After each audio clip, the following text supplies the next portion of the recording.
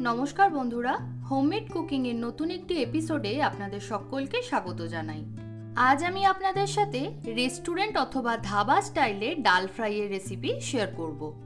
আর ডাল ফ্রাইয়ের সঙ্গে সার্ভ করার জন্য থাকছে খুব তাড়াতাড়ি তৈরি হয়ে যাওয়া জিরা রাইসের রেসিপি। খুব সহজেই এই কম্বো রেসিপি কিভাবে আপনারা রেস্টুরেন্ট অথবা ধাবার মতো বাড়িতেই বানিয়ে নিতে পারবেন সেটাই আজ আমি আপনাদের সাথে শেয়ার করব এই ভিডিওর মাধ্যমে। তাহলে চলুন দেরি না করে দেখে নেওয়া যাক আমার আজকের রেসিপি ডাল ফ্রাই আর জিরা রাইস। ডাল ফ্রাই বানানোর জন্য সবার প্রথমে একটা বাটিতে আমি নিয়ে নিচ্ছি হাফ কাপ পরিমাণে অড়হর ডাল, 2 টেবিল চামচ পরিমাণে ছোলার ডাল আর নিয়ে নিচ্ছি 2 টেবিল চামচ পরিমাণে মুসুরির ডাল। এবার এই সমস্ত ডালগুলিকে জল দিয়ে খুব ভালো করে ধুয়ে নেব। ডাল ধুয়ে নেওয়া হয়ে গেলে এর মধ্যে আবারও বেশ কিছুটা পরিমাণে জল দিয়ে মিনিট 15 সময়ের জন্য ডালগুলোকে একটু ভিজিয়ে রাখবো। এতে করে ডাল তাড়াতাড়ি সেদ্ধ হয়ে যাবে। মিনিট 15 পর একটা প্রেসার কুকারের মধ্যে আমি নিয়ে নিচ্ছি জল ঝরিয়ে রাখা ডাল। এতে আমি দিয়ে দিচ্ছি 2 কাপ পরিমাণে জল। এরপর এর মধ্যে দিয়ে দিচ্ছি স্বাদমতো নুন আর দিয়ে দিচ্ছি হাফ চা চামচ পরিমাণে হলুদ গুঁড়ো। এবারে ঢাকনা আটকে প্রেসার কুকারটাকে গ্যাসের ওপর বসিয়ে 3 থেকে 4টে সিটি আসা অবধি অপেক্ষা করব।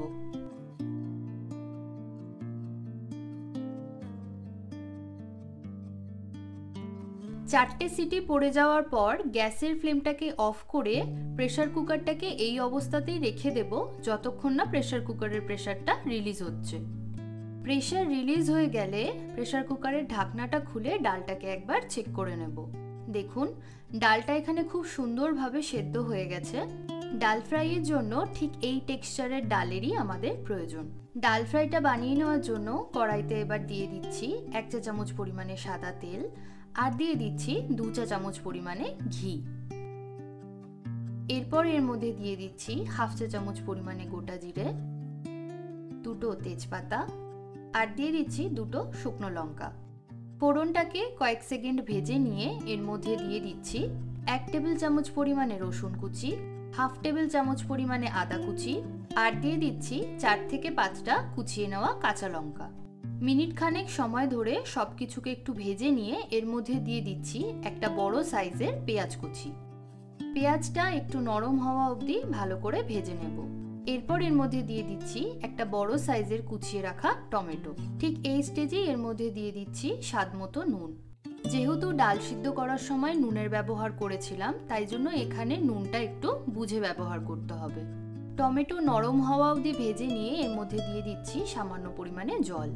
এরপর এর মধ্যে দিয়ে দিচ্ছি হাফ চা চামচ পরিমাণে জিরের গুঁড়ো, হাফ চা চামচ পরিমাণে ধনে গুঁড়ো, হাফ চা চামচ পরিমাণে লঙ্কা গুঁড়ো, 1/4 চা চামচ পরিমাণে হলুদ গুঁড়ো আর দিয়ে দিচ্ছি 1/4 চা চামচ পরিমাণে গরম মশলা গুঁড়ো। এবার সবকিছুকে খুব ভালো করে একবার মিশিয়ে নিয়ে তেল ছেড়ে আসা অবধি মশলাটাকে কষিয়ে নেব। মশলা থেকে তেল ছেড়ে আসা শুরু করলে এর মধ্যে সেদ্ধ করে রাখা ডাল দিয়ে দিচ্ছি আর ডালের বাটিটা ধুয়ে হাফ কাপ পরিমাণে জলও এর মধ্যে দিয়ে দিলাম। খুব ভালো করে সবকিছু একবার মিশিয়ে নেব। স্বাদটাকে ব্যালেন্স করে নেওয়ার জন্য দিয়ে দিচ্ছি হাফ চা চামচ পরিমাণে চিনি।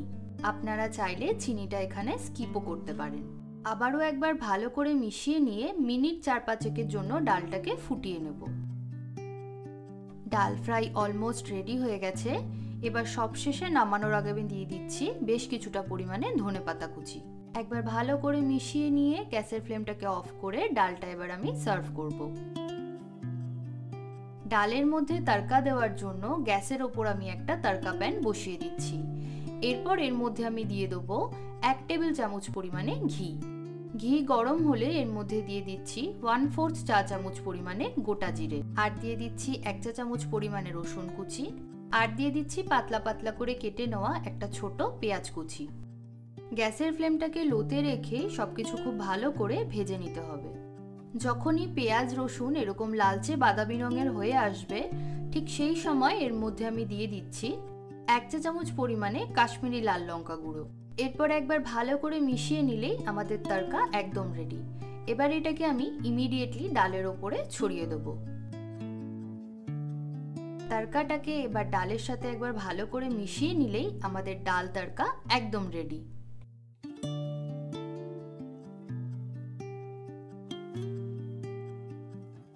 এবার জিরা রাইস বানানোর জন্য সবার প্রথমে এখানে আমি নিয়ে নিয়েছি 1.5 কাপ পরিমাণে বাসমতি চাল।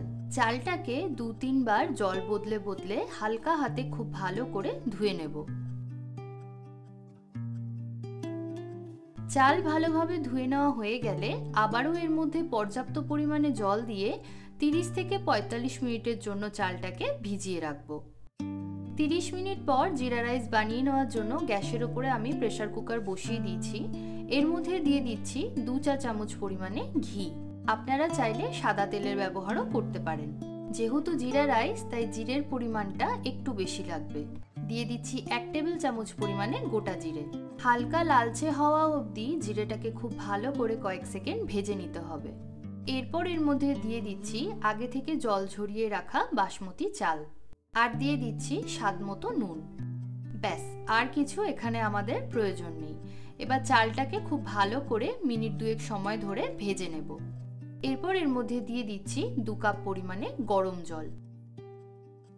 1.5 কাপ পরিমাণ চালের জন্য 2 কাপ পরিমাণ জলের ব্যবহার করেছি। একবার ভালো করে মিশিয়ে নিয়ে এর মধ্যে দিয়ে দেবো হাফটা পরিমাণে পাতিলেবুর রস। এতে করে রাইসটা বেশ ঝরঝরে হবে। একবার ভালো করে মিশিয়ে নিয়ে প্রেসার কুকারের ঢাকনা আটকে ঠিক 1টা সিটি আসা অবধি অপেক্ষা করব। যেহেতু আমি চালটাকে ভিজিয়ে রেখেছিলাম তাই জন্য 1টা সিটি যথেষ্ট। আপনারা যদি চালটা ভিজিয়ে রাখার মতো সময় না পান সেক্ষেত্রে 2টো সিটি দেবেন। 1টা সিটি পড়ে যাওয়ার পর গ্যাসের ফ্লেমটাকে বন্ধ করে প্রেসার রিলিজ হওয়া অবধি রেখে দেব। প্রেসার রিলিজ হয়ে গেছে। এবার প্রেসার কুকারের ঢাকনা খুলে রাইসটা আমি চেক করে নেব।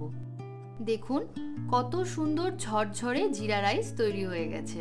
এবার একটা পাত্রে জিরা রাইসটাকে সার্ভ করে ওপর থেকে ছড়িয়ে দিচ্ছি সামান্য পরিমাণে ধনেপাতা কুচি। তৈরি হয়ে গেল আমাদের রেস্টুরেন্ট অথবা ধাবার মতো একদম পারফেক্ট ডাল ফ্রাই আর জিরা রাইস। আমার আজকের রেসিপি যদি আপনাদের ভালো লেগে থাকে তাহলে ভিডিওটিতে একটি লাইক করে সকলের সাথে শেয়ার করবেন। আর আমার চ্যানেলে যদি নতুন বন্ধু হয়ে থাকেন তাহলে চ্যানেলটিকে সাবস্ক্রাইব করে নেওয়ার অনুরোধ রইল। সবাই ভালো থাকবেন, সুস্থ থাকবেন। দেখা হচ্ছে নতুন একটি রেসিপি নিয়ে।